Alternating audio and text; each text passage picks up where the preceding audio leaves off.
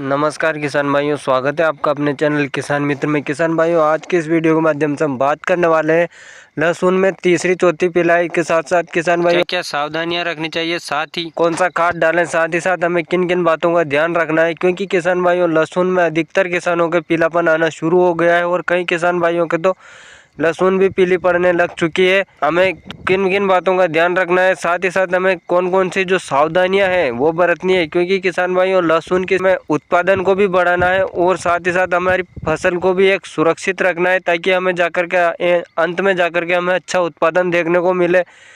Video के and में हम ये भी जानेंगे कि हमें कीड़े लगे हुए हैं तो हमें क्या करना है, और किसान भाइयों अगर फंगस लग रही है तो हमें क्या करना है। इन सभी बातों का हम वीडियो के एंड में क्लियर करने वाले हैं भाइयों। साथ ही साथ अगर आपके खेत में ज़्यादा ही पीलापन है तो उसका एक कारण ये भी हो सकता है कि ज़्यादा नमी। वैसे तीसरी चौथी पिलाई की अभी ज़्यादा ज़रूरत नहीं है, पर ऐसे अगर आपके यहाँ की मिट्टी ज़्यादा ढलान वाली है या फिर जैसे पथरीली मिट्टी है तो फिर वैसे आपको चौथी पिलाई के आसपास आपकी लहसुन पहुँच चुकी होगी। वैसे तो किसान भाइयों अभी इतनी नमी की ज़रूरत नहीं है जितनी हम रख रहे हैं। वैसे सर्दी पड़ने लग चुकी है और कहीं ना कहीं एक कारण पीलापन का ये भी हो जाता है ज़्यादातर ज़्यादा सिंचाई का। इसलिए किसान भाइयों हमें सिंचाई भी है। वैसे अब सर्दी में तो हमें दिसंबर और जनवरी तो हमें ज़्यादा दिनों में सिंचाई करनी है। वैसे फिर उसके बाद जैसे गर्मी बढ़ने लगेगी धीरे धीरे तो वैसे हम दिनों को वैसे कम करते जाएंगे। जैसे अभी हमें 15 से 17, 18, 20 दिन में सिंचाई करनी है। और किसान भाइयों बाद में जब थोड़ी गर्मी बढ़ने लग जाएगी तो हम वापस से वही 15-16 दिन में सिंचाई करने लग जाएंगे। तो एक कारण तो ये हो सकता है हमारे लहसुन का पीलापन का कि सिंचाई ज़्यादा नमी बना के रखेंगे तो हमारी लहसुन डेफिनेटली पीला पड़ना ही। और मैं ये बात हर वीडियो में कहता हूँ कि सिंचाई का विशेष तौर से ध्यान रखें। ऐसा नहीं कि लहसुन बुआई है, लहसुन की बुआई करी है तो बस सिंचाई पे सिंचाई देते रहे, सिंचाई पे सिंचाई। किसान भाइयों, सिंचाई हमें एक निश्चित मात्रा में ही करनी है। जब हमारे खेत में लहसुन को सिंचाई की ज़रूरत हो तभी सिंचाई करें। ऐसा नहीं कि ऊपर से ऊपर सिंचाई करते रहें। हमें सिंचाई को एक टाइम टेबल से सिंचाई करनी है। तो किसान भाइयों चलिए बात शुरू करते हैं वीडियो को। तो वीडियो को एंड तक ज़रूर देखें, क्योंकि किसान भाइयों ये वीडियो आपके लिए बहुत ही फ़ायदेमंद होने वाला है। इसलिए बने रहें वीडियो में एंड तक। साथ ही साथ चैनल पर नए हैं तो वीडियो को लाइक और चैनल को सब्सक्राइब ज़रूर कर लें, क्योंकि आपको इस चैनल पर लहसुन से संबंधित अलग अलग टॉपिक पर अलग अलग जानकारी मिलती रहेगी। चलिए शुरू करते हैं भाई। अगर हम ज़्यादा मात्रा में सिंचाई करते हैं ना तो उसके कारण जो बार बार पानी देते हैं इससे सड़न की समस्या देखने को मिलती है।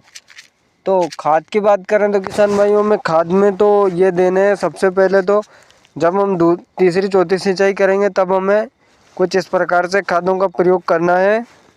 सबसे पहले तो किसान भाइयों में NPK लेना है जो कि 12-32-16 है। वैसे तो किसान भाइयों 12-32-16 की काफ़ी ज़्यादा मार्केट में शॉर्टेज आ रही है।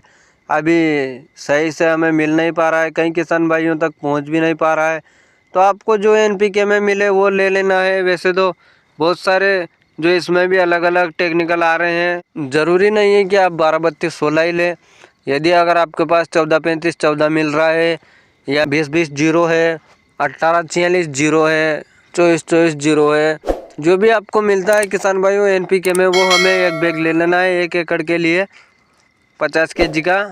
के साथ ही किसान भाइयों एक तरह का तो हमें इंसेक्टिसाइड लेना है और एक फंगिसाइड लेना है और एक नेमेटोसाइड लेना है।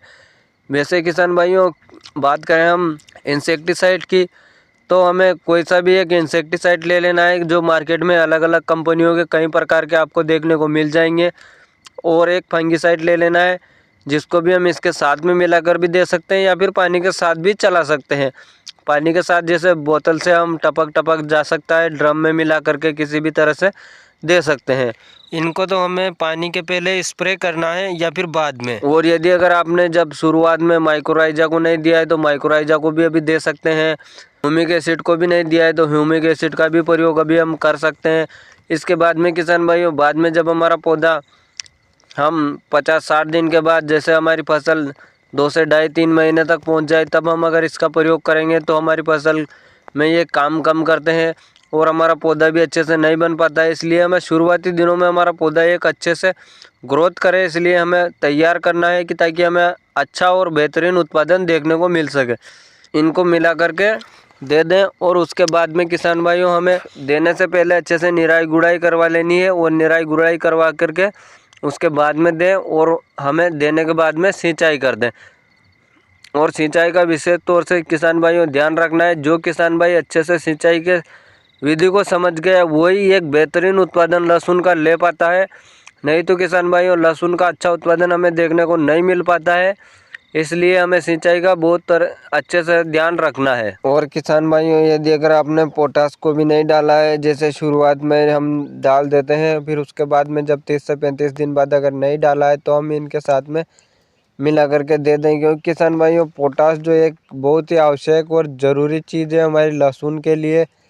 इसको हम जैसे हमें 1 बोरी डालना होता है 1 एकड़ में, तो हम उसका 50% तो पहले बेसल डोज के साथ दे देते हैं। उसके बाद में हम उस बचे हुए खाद को 2 हिस्सों में कर करके 30 से 35 दिन बाद डालते हैं, या फिर 60 से 70 दिन बाद दूसरा डोज दें। इसलिए हमें जो अभी पोटास का भी प्रयोग करना है, जो कि हमें 25% पोटास का प्रयोग करना है, म्यूरेट ऑफ पोटास का, जो कि हमारी लहसुन के लिए बहुत ही ज़्यादा ज़रूरी पोषक तत्व है।